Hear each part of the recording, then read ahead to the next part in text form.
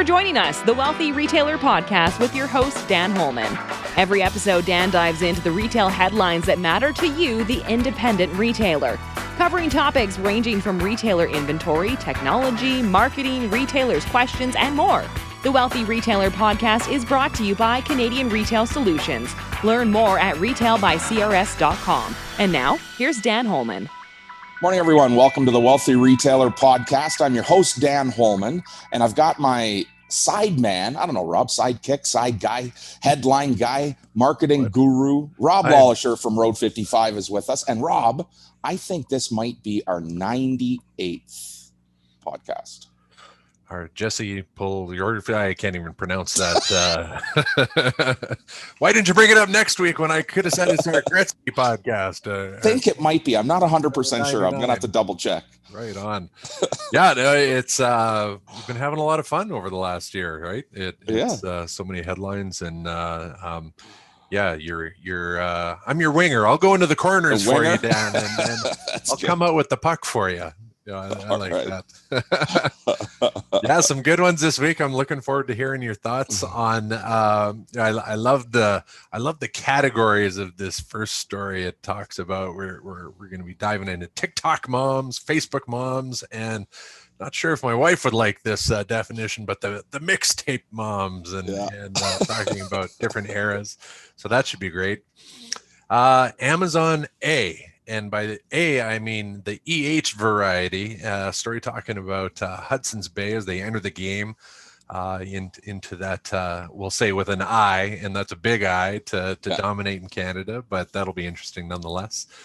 And a story, talking about staffing and some of the challenges and I'd say opportunities too, but for retailers to look at their staffing as it relates to higher wages and what they must offer their staff with training and development. And of course, our question of the week, and this should be a great one, talking about customer loyalty. So really looking forward to hearing your thoughts there. All right, Dan, first story, hot off the wire, talking about a baby shop and talking about how they divide their audience into different segments and how they approach it. What were your thoughts here, Dan? Well, so this story is truly for our mom and baby stores. So pay attention, read the article. We'll link it here in our podcast and in the newsletter. This came from I don't remember Retail Wire or one of these, off a wire service. Yeah. So somebody throwing out a press wire, but this came from Zulily. So all of our moms and baby and mom stores know Zulily. They've gone ahead and identified their customers in a new way following a study that they've done with their mom audience. And the study uncovered some points, Rob, new points perhaps, of digital engagement opportunity or sales campaign opportunities. And they found that the TikTok mom, I love this, the TikTok mom, 25 to 34 years old, are the most active multitaskers during their, I'll use my air quotes, mom time, the things that those moms are doing. And these moms are more likely to shop for two, not themselves, but for two, including themselves, in the middle of the night. So Zulily has added free shipping between 2 a.m. and 4 a.m. for that mom, as well as some smoking good deals that are only available beginning at 2 o'clock in the morning. So what I really took from this was, we know that moms are absolutely the multitaskers, the multitasking gurus in our lives. And it was funny how they sort of categorized people or their moms from, the TikTok mom, 25 to 34, the Facebook mom, 35 to 44, and then sort of, I'm in this one, the mixtape moms.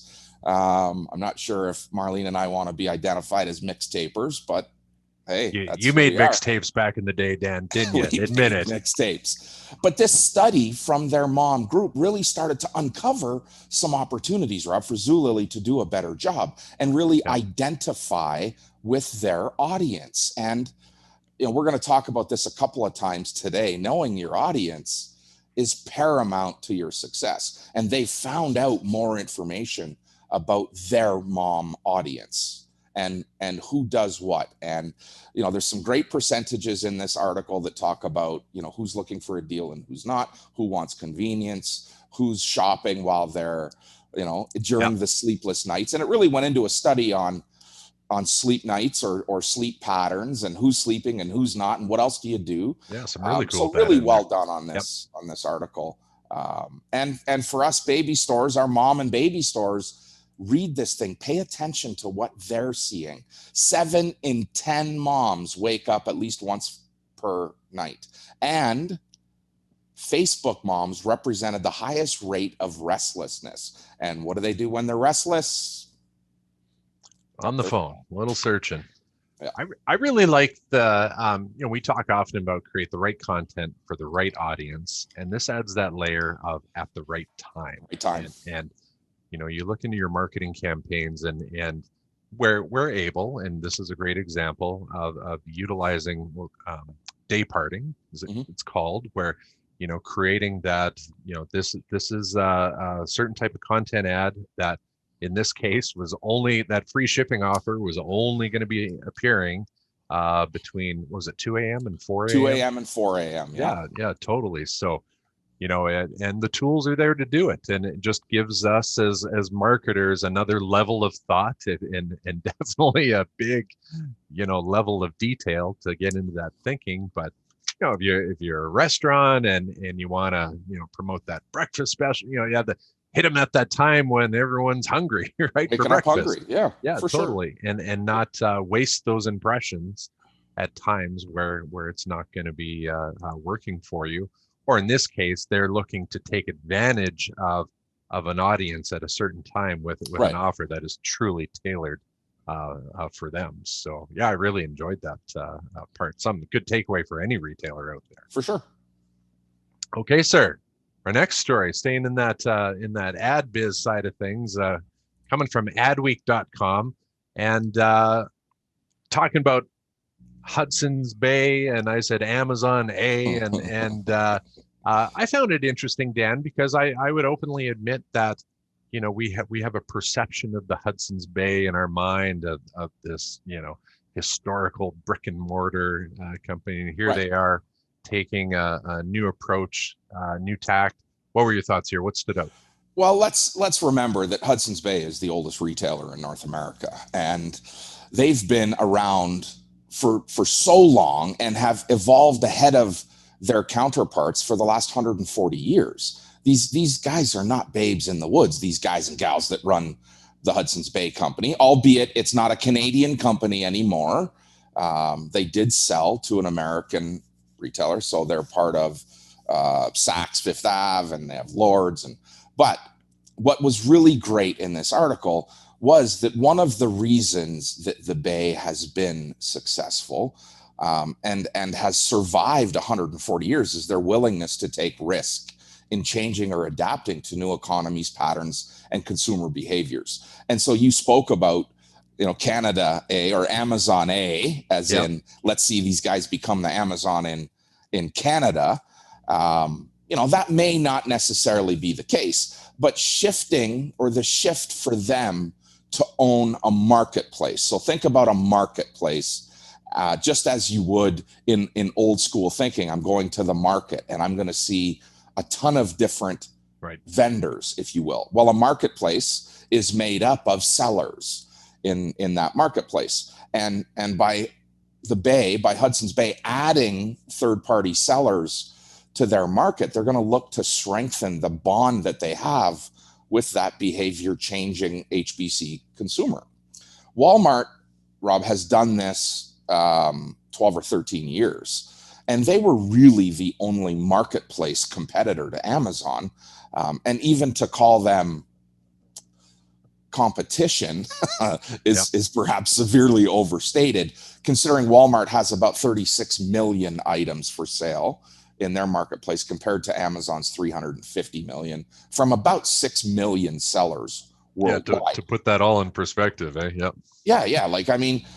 If Walmart isn't competing in Canada or isn't the go-to, and we'll talk a little bit about why Amazon and Walmart have the success they do, and where I think the Bay will have some success. But we're really talking about, are they going to compete with Amazon? HBC's desire is to launch with 500 sellers, resellers, or 500 new vendors selling direct to consumer on their marketplace.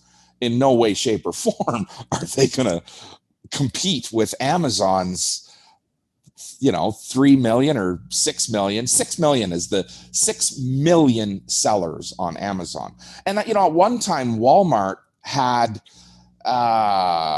about, I think they're down to 82,000. I think they were over 100,000 at one point, but in the last couple of years they've pared down their resellers to be about 82,000, and the Bay is going to come out with 500. Now, why do I think the Bay is going to make a dent in the Canadian market? Well, the Bay has never really been heavily focused on price point. The Bay has always focused on brand, on connectivity, on product ahead of price. And Amazon exists purely from a price point attack today. Yes, they've added convenience, which is a big part of it, but they're a price point driver. And we feel this every day in retail where we're trying to compete with an Amazon price. Well, do you think a lot of this speaks to, the Bay's approach to this is from that, I'll say, that trusted curation of these 500 sellers, or is it the start of many, or just no, you're going to come to us because it really is part of our brand, and they're going to align with vendors or sellers on their marketplace that are aligned with the HBC brand. And when you look at that mid to upper price point market share in Canada, the Bay owns more of it than anyone else does. I mean, the Bay has outlasted Nordstrom. They've outlasted Holt Renfrew in a lot of cities. The Bay has been that mid to upper price point department type retailer, who, by the way, has steered away from the full-on department model that saw, Sears crumble to the ground not very long ago. They're much more heavily focused in things that are touching you. I mean, apparel for sure, big in apparel, but also a little bit on the home goods side. Not nearly as much furniture and electronics at the Bay as we do see now kitchen and bed and bath. And so they have narrowed their focus, and they're going to relaunch or expand that focus again by adding some other resellers to their marketplace or adding sellers to their marketplace. So they're going to make a dent. Just, they're not competition to Amazon. They're in a different game. Yeah. When you look at this, like, the Bay versus Amazon, but even like taking it down even more levels in size, more for the independent retailers, is this something, Dan, is this a takeaway for, here's an opportunity for independent retailers to look at adding more seller channels digitally? What do you think? It's a great question. It's a great question. And I think that we already see some of that in retail when we bring in, apparel retail, home goods retail, home accessory, home gift stores have always been very good at showcasing local artisans and local manufacturers, and allowing that manufacturer to sell directly on your site might be an opportunity to get you in front of more eyes. Right? Interesting. Right on. I mean, we see it on consignment today. We've got jewelry in our store, in our apparel stores, on consignment from a local artisan, and we pay for it when we sell it. I mean, consignment, let's remember, is just a form of payment. It's just terms. I pay for it when it sells instead of ahead of it selling. It still has to be built into my assortment. And we're seeing that resale or seller opportunity, third-party seller opportunity, in all walks of retail. This just happens to be curated in their online platform. This podcast is brought to you by Canadian Retail Solutions. We've been empowering retailers across North America for 30 years with the latest in point-of-sale technology, best-in-class support, merchandise intelligence with open-to-buy planning, and much more. CRS has the retail solution to help take your retail business to the next level of success. Visit retailbycrs.com to learn more. Remember, Canadian Retail Solutions exists to help make you, the independent retailer, better. Okay, our next story, Dan. retailers, the competition for talent. A lot of factors come in play here as to what's affecting this challenge, we'll say, but it's not just money. And I think, it's easy to default just to that, but there's some other things at play here. What stood out in this story, Dan? Well, this is from Retail Insider. It's my morning cup of coffee newspaper. It's what I read every single morning. Yep. And this article spoke about the challenges that our retail world is faced with today in hiring people. And hiring good or the right people has always been a challenge for retail. And the pandemic is doubling down on thinning the herd, if you will, Rob. We're seeing fewer and fewer candidates. You would think that the significant number of retail closings would have added a ton of new talent to the pool. But as Retail Insider highlights here, that's just the opposite. Many employees have left the retail sector altogether. They're either moving away from major urban centers, moving further into bedroom communities with this work from home shift that we're seeing, or they're avoiding frontline positions due to anxiety over, health and safety, and their well-being, and they're being compensated in a lot of cases equally for being at home as they are at work, which is creating a whole nother challenge for us, pardon me. And in addition to, these other concerns, poor remuneration, the lack of recognition, the absence of career path, are these ongoing compounding effects in this pool. And no matter what aspect, Rob, we're in retail, no matter if it's technology or education and training or merchandising and analytics, pardon me, we feel like our piece of the retail puzzle is the most important to a retailer's success. And the truth is that our people deliver success. Everything else allows them to be successful in our business. And it's our people that drive that success and failure in our business. And we, as retail leaders, must do a better job of curating the next retail generation, or retail will die a slow and painful death. We need to improve the areas that were really highlighted well in this article. Again, we'll share a link to this, but there were 3 key takeaways for not just hiring, but for retaining people. And number 1, of course, is compensation. Compensation has to improve. We've got to revisit how much we're paying our retail employees. And pay for performance must be a component of their remuneration packages. We've spent far too long in Canada bitching about the rise in minimum wage instead of looking at, how do I pay my people well beyond minimum wage? How do we get them to be, $20 or $30 an hour earners in my store, instead of us focusing on, minimum wage went up to $15. Who gives a shit what minimum wage is if you're building an organization that remunerates people for their performance? Their earning potential should be uncapped. The other thing that was highlighted here was professional development, and the fact that training and education has always been an afterthought has to change. Warm bodies will never, ever move the needle forward in your store. You need to invest in your people with good training. And that training doesn't necessarily have to come from you and I as the retail leader. We may need to reach outside of our little bubble and bring in education and professional development. And always thinking, which sort of feeds into point 3 here, on career path planning. Employees, no matter what, want to know what's next for them. And one of the benefits of having this well-trained, competent team is it builds your pool of strong candidates groomed for growth in your organization. And planning their career path forward is paramount. They need to know that your investment in them will give them something at the end of the day, down the road. And us building up this talent in our pool is paramount to outlasting the competition. It happens with your people, not your product. Yeah. Do you think the industry kind of went through a phase, Dan, where a lot of retail positions were looked at as these are transient positions, it's entry point, versus seizing that one word career?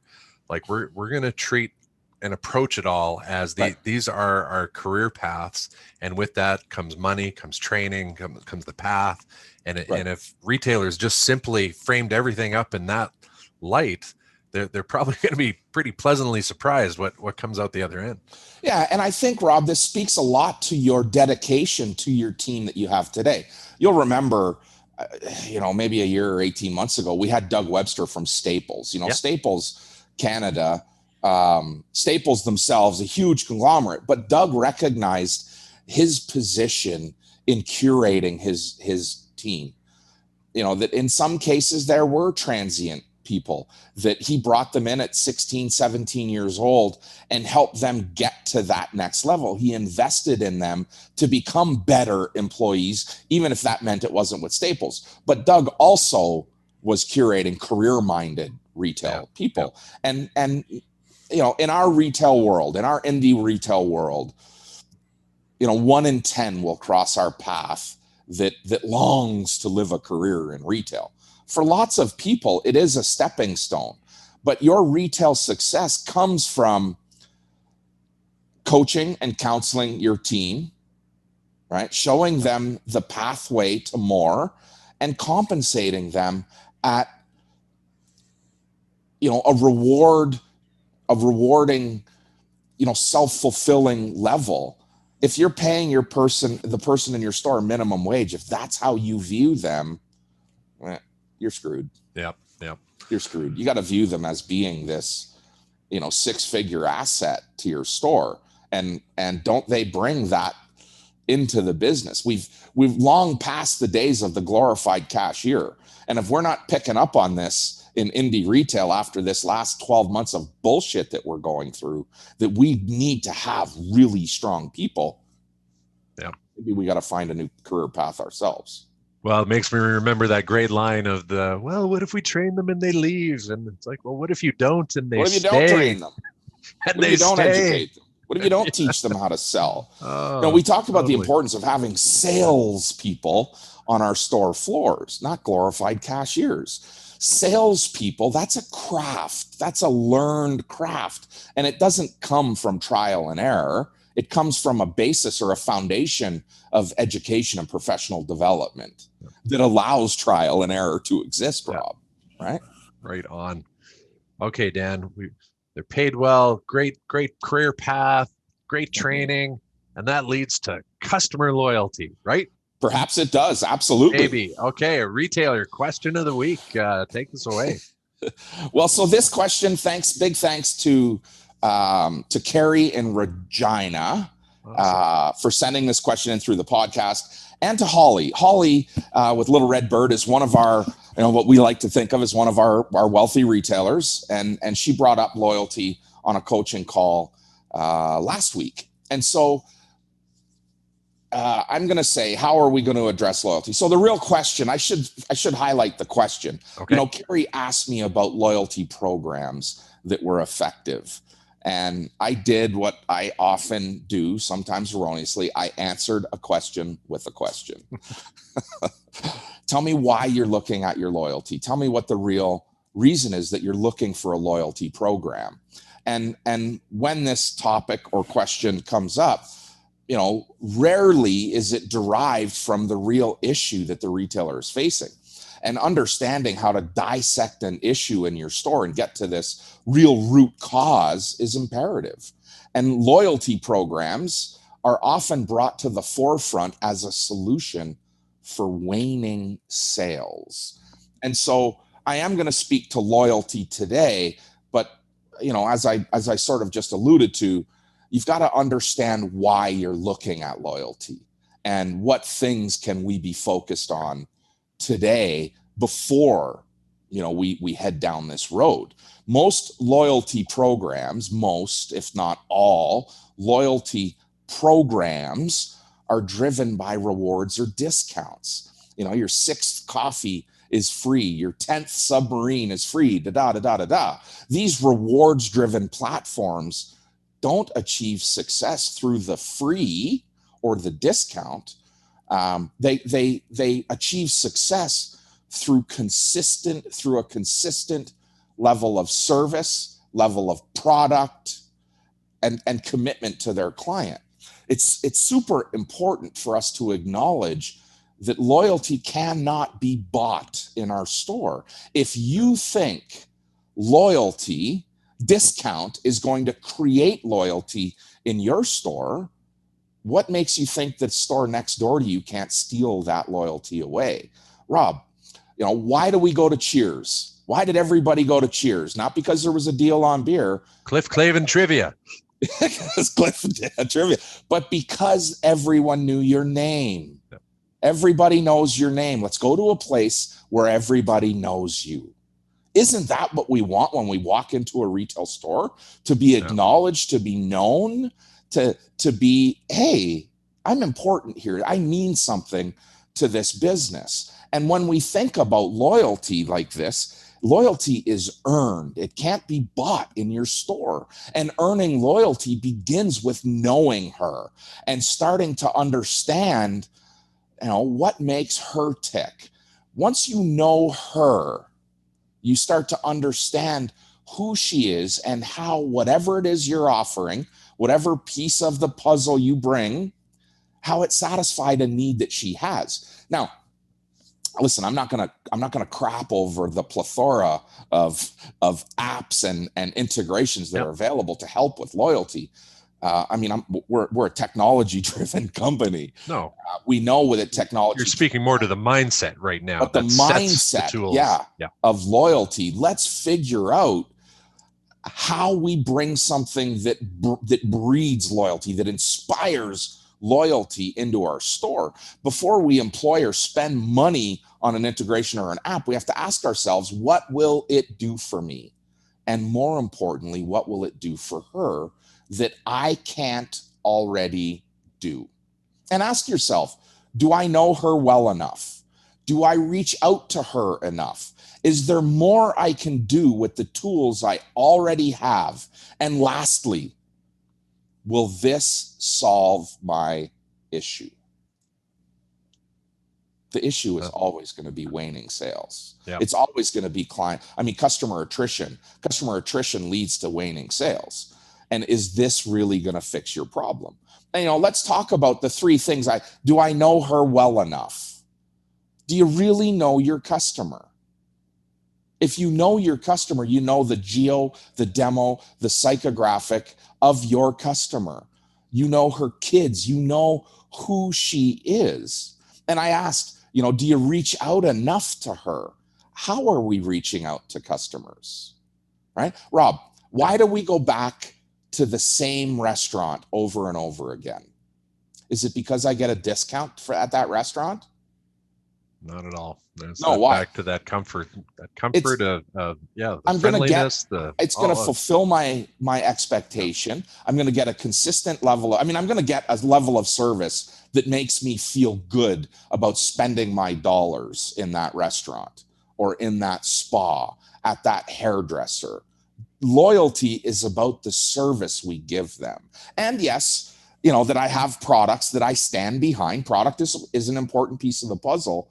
But we go back to the same places, not because of discount, but rather because of, the consistent experience, the way it makes me feel. And I know that it already lives up to my expectations.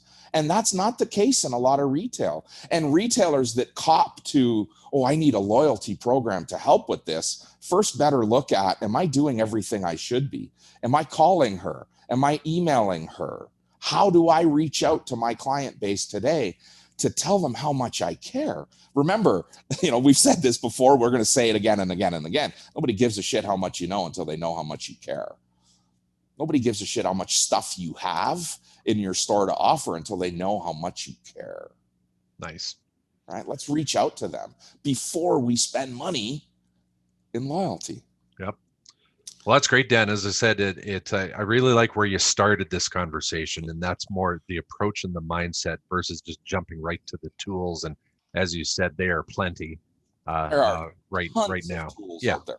So if for those who maybe do want to know a little bit more about the tools or have another question as it relates to loyalty or anything else on retail, how do they get a hold of you? Just fire an email to dan@thewealthyretailer.com. That no topic is off limits. And certainly if you want to know a little bit more about loyalty and some of the apps that are available, some of the things that integrate well with your POS, absolutely hit up the team at retailbycrs.com. There's a section there on loyalty, but more importantly, there's a section on, how to connect with a retail expert that can talk about the why you want this and what better approach. And maybe I'm the guy you should talk to about your issue on that side, before you get to let's let loyalty band-aid a challenge that I already have. So send an email to dan@thewealthyretailer.com. And as always, please subscribe to the weekly newsletter at retailbycrs.com. We'll have links to the stories we talked about, and Rob's got some stories that we didn't talk about that get included in this email too. Awesome.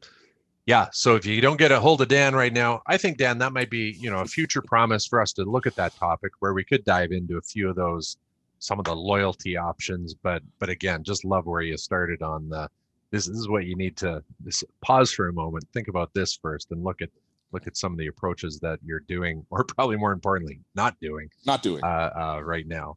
As Dan said, we've got a few other stories in the newsletter. We always love this. Why community is the future of retail. And my gosh, if that doesn't echo everything that we've just been talking about here. A story about the Catman, the Catmandu, category management. Well, I know Dan focused lots on that within your inventory and how that can boost your sales. You'll enjoy that story. What does the store of the future look like? A lot of interesting ideas out there. So the link there, we'll share some ideas. And so again, if you haven't, head to retailbycrs.com, sign up for that newsletter. Be sure to give us a like and a follow on the old podcast machine that you're on. Leave a review, that would be awesome. And great job this week, Dan. Yeah, thank you. Great job. Great job to you as well. All right, everyone. Have a great week. Happy retailing.